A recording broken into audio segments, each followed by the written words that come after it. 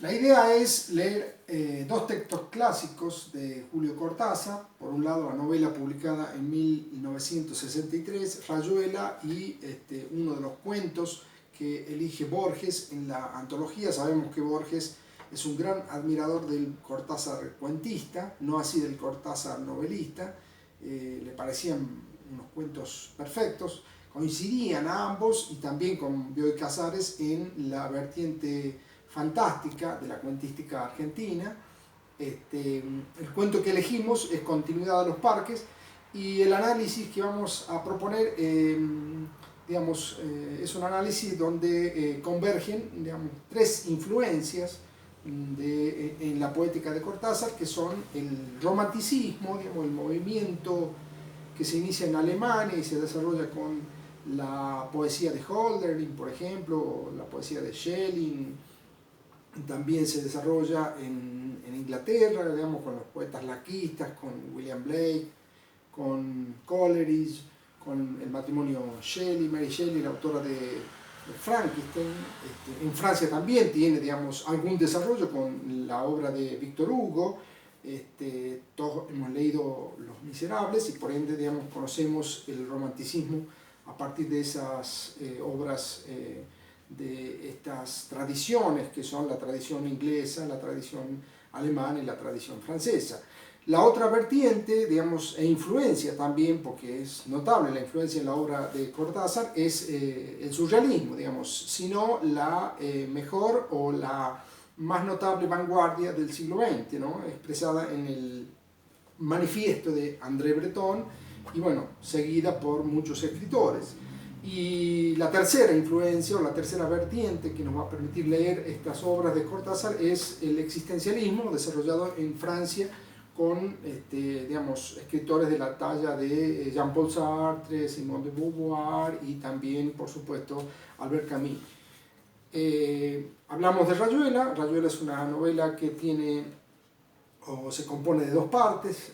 La primera está subtitulada como Del lado de aquí, que es París. En este caso es donde está el autor, residiendo en aquellos años, o del lado de allá, y del lado de otras partes, dice Cortázar, que son los capítulos prescindibles, ¿no? Rayuela tiene un sinnúmero de personajes, pero hay dos que son de alguna manera, los personajes centrales, que son Oliveira y la maga. Ahí entre los dos hay una historia de amor, y por eso destacamos el aspecto romántico. Por ejemplo, quiero señalar dos capítulos que son el capítulo 7 y el capítulo 68. El 7 es aquel que comienza con el enunciado que todos conocemos, ¿no? Toco tu boca, con mis dedos, toco el borde de tu boca, etc. Es un capítulo donde se denota y se connota de manera notable el aspecto romántico de la novela. Y en cuanto al capítulo 68, que es aquel donde Cortázar inventa un lenguaje que él denomina el glíglico. Es un lenguaje que hablaban ahí entre ellos los amantes, y también el grupo el Club de la Serpiente, donde participaban varios artistas, escritores, bohemios de la época, que comienza con el enunciado: apenas él le amalaba el noema, a ella se le agolpaba el clemiso y caían en hidromurias, en salvajes ambonios, etc. Esos dos capítulos quiero señalarlos, para